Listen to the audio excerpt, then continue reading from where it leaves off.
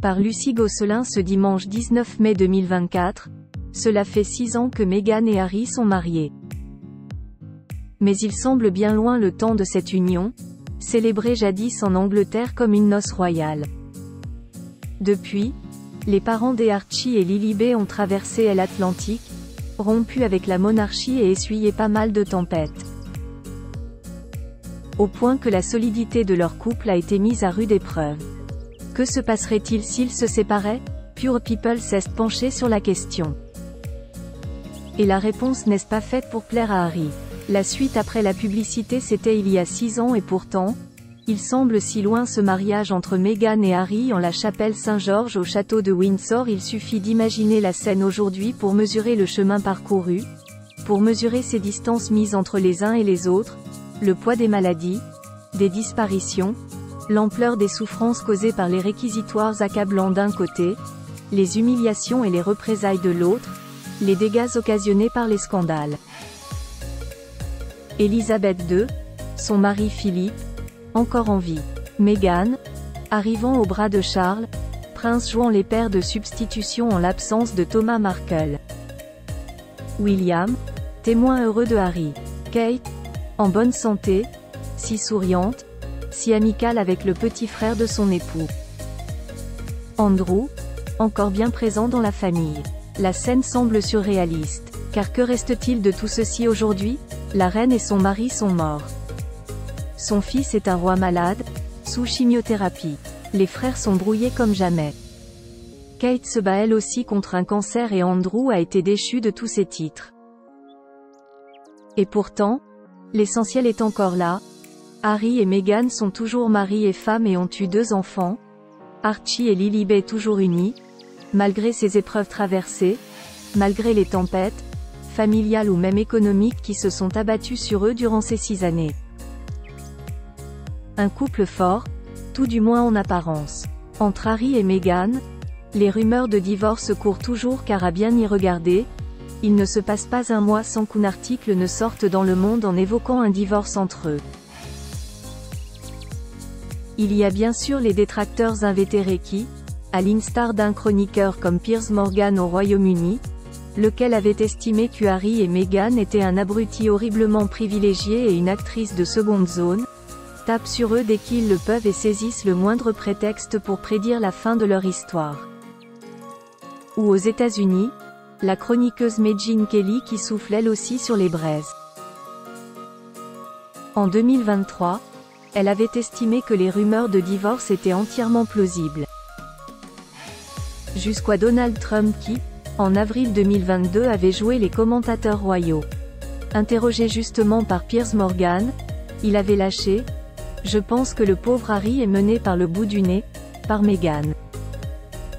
L'ancien président des États-Unis candidat à sa réélection, et dont le propre mariage interroge, était convaincu que celui des Sussex finirait et finirait mal. J'ai hâte de voir ce qui se passera quand Harry en aura assez d'être dirigé, ou quand elle décidera qu'elle lui préfère un autre homme.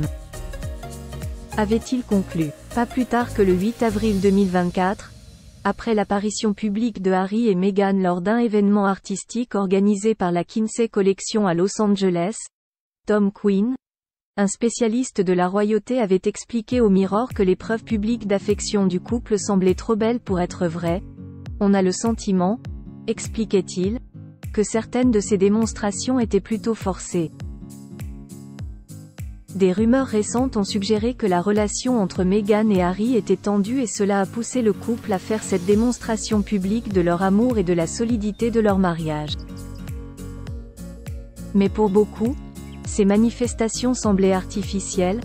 Beaucoup d'internes pensaient que Meghan paraissait rejouer des scènes de Suits. Et Harry semble toujours très mal à l'aise avec les câlins en public. À l'heure où ces rumeurs continuent donc de courir, obligeant le couple à les démentir, il ne semble donc pas incongru de s'interroger sur un divorce entre eux. Et sur les conséquences qu'il aurait. Et de ce point de vue, Harry a du souci à se faire. Harry a hérité d'une petite fortune. Ceux qui ont choisi de passer devant un maire pour sceller leur amour savent qu'il ne pose pas beaucoup de questions. Une à la mariée, la même au marié, dont la réponse est généralement oui, Et cet autre, systématique, un contrat de mariage a-t-il été établi? En France, près de 90% des couples répondent non. Ils sont alors mariés sous le régime de la communauté. En Angleterre, cette notion n'existe pas. Néanmoins, une autre modalité protège les patrimoines des époux, les fameux prénups, contraction de prenuptial agreement, en français, un accord prénuptial. Au Royaume-Uni, explique le site de conseil juridique BBS Law, les accords prénuptiaux précisent notamment qui est responsable des finances pendant le mariage et à qui appartient le patrimoine après un divorce. Le but d'un contrat prénuptial est souvent de protéger une personne qui a généré ou hérité d'une richesse importante avant son mariage. Et s'il y a une personne qui a hérité d'une richesse importante avant son mariage, c'est bien Harry. Diana ne pouvait connaître son tragique destin, elle avait pourtant très jeune envisagé sa disparition, et avait pris des dispositions testamentaires. À sa mort, une grande partie de sa fortune, soit environ 10 millions d'euros, est allée à ses fils.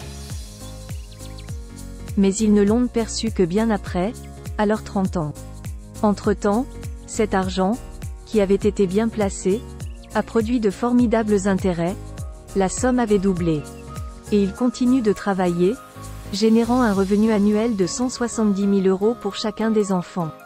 Outre ces 10 millions d'euros, Harry a aussi hérité d'une petite part de la fortune de son arrière-grand-mère, la reine-mère, partie en laissant derrière elle un pécule de plus de 80 millions d'euros. Même si on a tendance à l'oublier, le cadet de la famille a aussi travaillé. 10 années durant, il a servi dans la Royal Air Force, une activité qui lui a même valu d'être blessé au pénis en mission et recevait à ce titre une solde annuelle de 45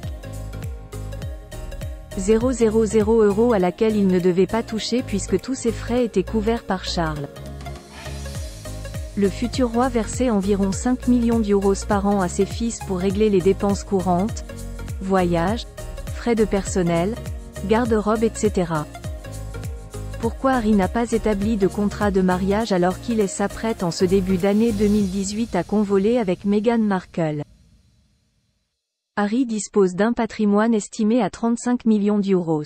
Quelques semaines avant le mariage, des rumeurs font donc état de discussions en coulisses concernant l'établissement d'un prénups entre les deux futurs époux.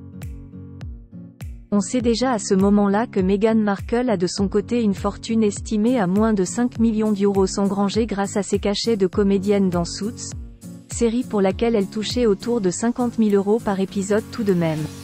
Mais on sait surtout dans tout le royaume que sa précédente union avec Trevor Engelson n'a duré que 3 ans. De l'avis de tous, Harry devrait donc prendre les devants et protéger ses biens. Il n'en sera rien. Quelques semaines avant la noce, Richard Eden, journaliste en charge des questions royales au Daily Mail écrit « Il n'a jamais été question pour Harry de signer un contrat prénuptial », m'a confié l'une de ses amies. Il est déterminé à ce que son mariage soit durable, il n'a donc pas besoin de signer quoi que ce soit. En réalité, ce que l'on pourrait prendre pour une preuve d'amour et de partage de la part de Harry pour sa femme n'est que le fruit d'une longue tradition. Si les gens riches et célèbres établissent généralement des contrats de mariage à l'instar de Kevin Costner à qui le divorce va coûter une fortune, cela ne se pratique pas dans la famille royale. William n'a pas avec Kate et Diana n'avait pas plu avec Charles. La raison, en l'absence de contrat, les détails se règlent en secret, entre avocats, et généralement, la pièce rapportée, si elle n'a pas de sang royal est rémunérée de sorte que son silence, après la séparation, soit d'or. Le divorce avec la famille royale pourrait coûter cher à Harry. Sauf qu'en l'état actuel des relations entre Harry, récemment vexé, et sa famille, il y a peu de chances pour que les Windsor achètent la paix et le mutisme de Meghan si le trublion de la famille venait à se séparer d'elle. Il se retrouverait donc devant des tribunaux traditionnels, des juridictions qui ont souvent tendance à favoriser les mères de famille, surtout si elles sont moins dotées que les maris. Si la maman des Archie, qui va bientôt devoir changer d'école, et Lilibet le quittait, ce n'est donc pas seulement son épouse que Harry perdrait. Il verrait s'envoler avec elle une grande partie de sa fortune. Est-ce pour se prémunir de cette sombre perspective qu'il exagère les démonstrations d'amour pour elle en public? Pour l'heure, eux seuls le